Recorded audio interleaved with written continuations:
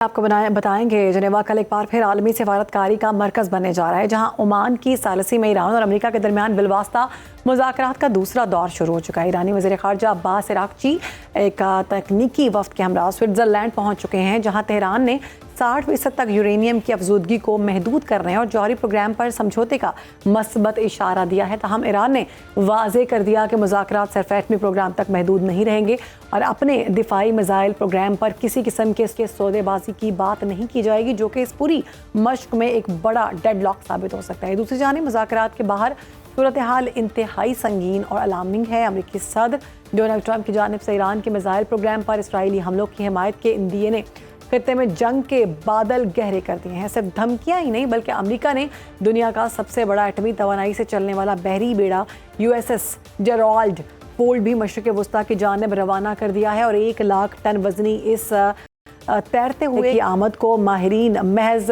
दबाव बढ़ाने की हिकमत अमली नहीं, बल्कि किसी भी मुमकिन फौजी तसादुम की भरपूर तैयारी के तौर पर देख रहे हैं। इसी पर बात करेंगे। हमारे साथ मौजूद हैं मशरिक़ वुस्ता के अमूर के माहिर मुर्तज़ा नगरी साहब। बहुत शुक्रिया मुर्तज़ा साहब प्रोग्राम में वक्त देने के लिए। मुर्तज़ा साहब, ये जो अलार्मिंग सिचुएशन बताई जा रही है माहिरीन की जानिब से कि जो दूसरा बहरी बेड़ा अमेरिका की जानिब से रवाना किया गया है, कितना ख़तरनाक है ईरान और अमेरिका के दरमियान बिलवास्ता मुज़ाकरात का दूसरा दौर, आप क्या समझते हैं किस हद तक नतीजा खेज हो सकता है? बहुत शुक्रिया, आपने मुझे मौका दिया। जवाब को 2 हिस्सों में तकसीम करने की जरूरत है। पहला हिस्सा ये है कि किस हद तक खतरनाक है अमेरिका का ये इकदाम जो जेराल्ड फोर्ड को उन्होंने भेजा है। देखिए, ये जंगी दबाव में से है, ये जंगी टेक्निक नहीं है, दबाव में से है। जंग से पहले किसी भी मुल्क के ऊपर प्रेशर डालना अपने मतलूबा मकासद और हदफ हासिल करने के लिए।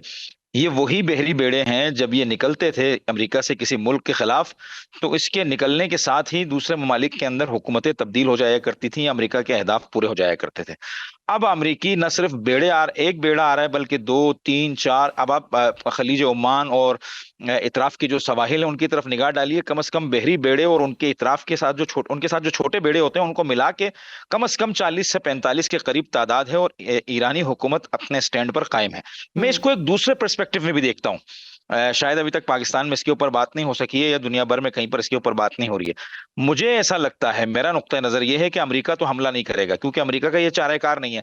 अमेरिका ये जानता है कि ईरान के पास मिसाइल्स का भी स्टॉक बहुत है, ड्रोन्स का भी स्टॉक बहुत है, और अब अमेरिका रशिया से और चीन से भी बहुत सारा दिफाई सामान ले रहा है। मेरी अपनी नजर यह है कि अमेरिका इस सिलसिले में इसलिए नहीं कूदेगा चूंकि ईरान के पास, जैसे मैंने अर्ज किया, कि दिफाई सामान की तादाद रोज बरोज बढ़ती जा रही है, प्रोडक्शन भी जारी है, पहले से भी स्टॉक है।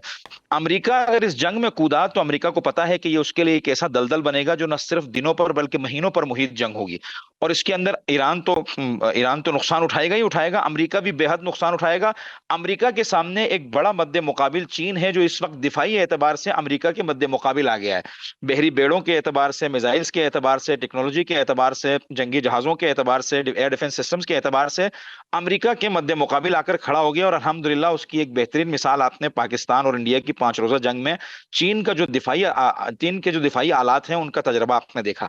और वही चीज अगर अमेरिका ईरान के साथ जंग में कूदता है तो यकीनन उसके जो दिफाई वसाइल हैं उनके अंदर कमी आएगी, और ये चीन के लिए एक बहुत बड़ा कदम होगा, एक बहुत बड़ा फायदा होगा।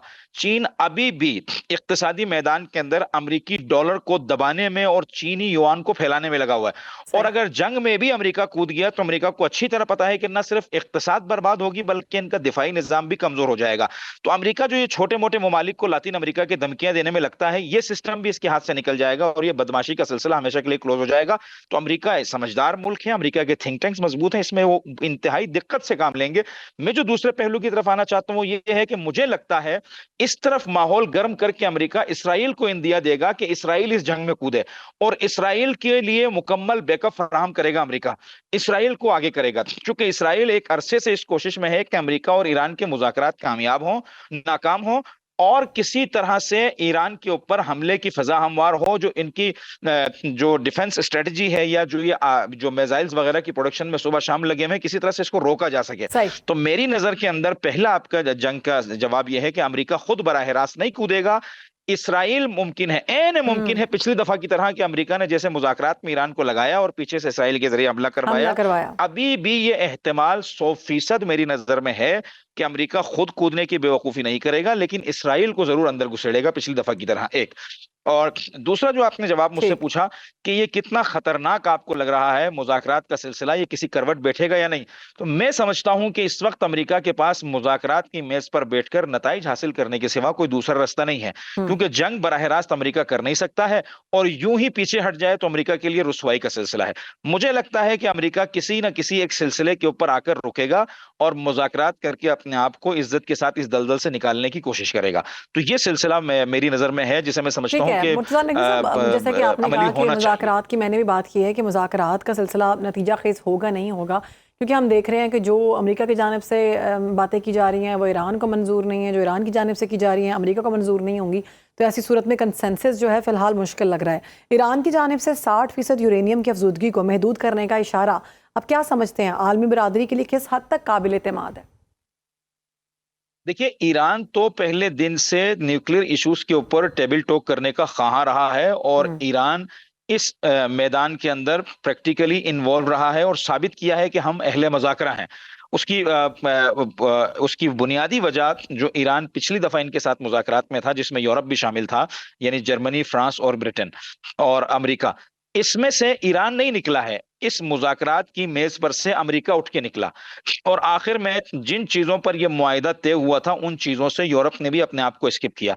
और आज अब मैं आपको इसलिए कह रहा हूं कि अमेरिका तनहा हो गया है, यूरोप भी कमजोर हो गया है। आप जिस तरह से मुलाहिजा फरमा रही हैं, यूरोप की हैसियत यह हो गई है कि अमेरिका, एक तरफ से अमेरिका कहता है कि हम अगर ना हो तो तुम्हें रूस खा जाएगा, और दूसरी तरफ से यूक्रेन के जो प्रेसिडेंट हैं व्लादिमीर जेलेंस्की, जो अभी बर्लिन के अंदर इनका एक बहुत बड़ा प्रोग्राम मुनक्किद हुआ, म्यूनिख के अंदर, जर्मनी के, वहां पर व्लादिमीर जेलेंस्की ने खुलकर कहा कि अगर हम ना हो, यूक्रेन फ्रंट पर ना हो, तो रूस तुम्हें खा जाएगा।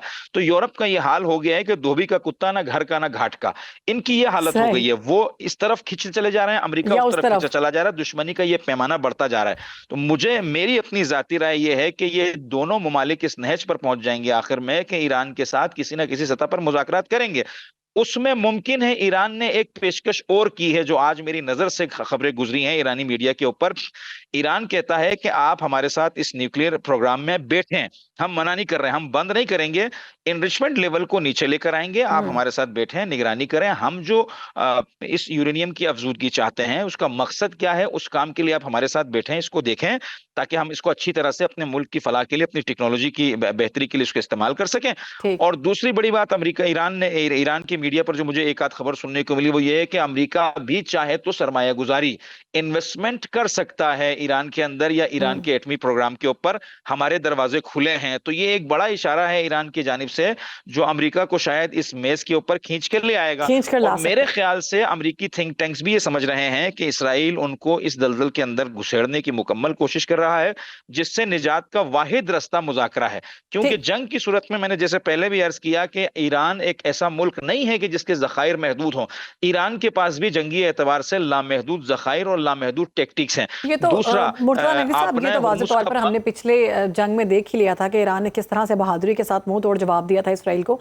अभी बड़ी इंपॉर्टेंट डेवलपमेंट हो रही है इस वक्त जिनेवा में जारी मुज़ाकरात के नताइज से आलमी सियासत और मशरिक़ वुस्ता के तवाज़ुन पर क्या असर पड़ सकता है?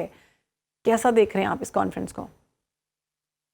देखिए, इसमें तो कोई दो राय नहीं है ना। इस वक्त आलमी सियासत, पूरी की पूरी आलमी सियासत मशरिक़ वुस्ता के माहौल के गिर्द ही घूम रही है। आप मुझे बताइए, यूक्रेन कहाँ है इस वक्त? आप मुझे बताइए, फलस्तीन का इशू कहाँ है इस वक्त? इस वक्त दो ही चीजें पूरी दुनिया के अंदर डिस्कस हो रही हैं, ईरान और अमेरिका। यूरोप स्किप है। देखिए, जिस यूरोप को यह मकाम हासिल था कि वो जेसीपीओ के अंदर मरकजी किरदार अदा कर रहा था, अब उस यूरोप की वो हैसियत हो गई है कि वो किसी किनारे के ऊपर बैठी मेज के ऊपर एक जो रिसेप्शन पे बैठा हुआ शख्स होता है, उसकी हैसियत में भी नजर नहीं आ रहा है। तो मेरे ख्याल से इस मुज़ाकरात की कामयाबी से पूरी दुनिया में अमन व सुकून का एक डंका बजेगा। अगर ये मुज़ाकरात कामयाब नहीं हुए और जंग की तरफ मामला गया, तो न सिर्फ इस पूरे मशरिक़ वुस्ता में आग लगेगी, बल्कि दुनिया की इक़्तिसाद को ऐसा झटका लगेगा ना सिर्फ मशरिक़ वुस्ता बल्कि पूरी दुनिया के अमन के लिए बहुत बड़ा खतरा होगा अगर ये मुज़ाकरात कामयाब नहीं होते। बहुत शुक्रिया, हमारे साथ मौजूद थे मुर्तज़ा साहब, मामले के हवाले से गुफ्तगू करें।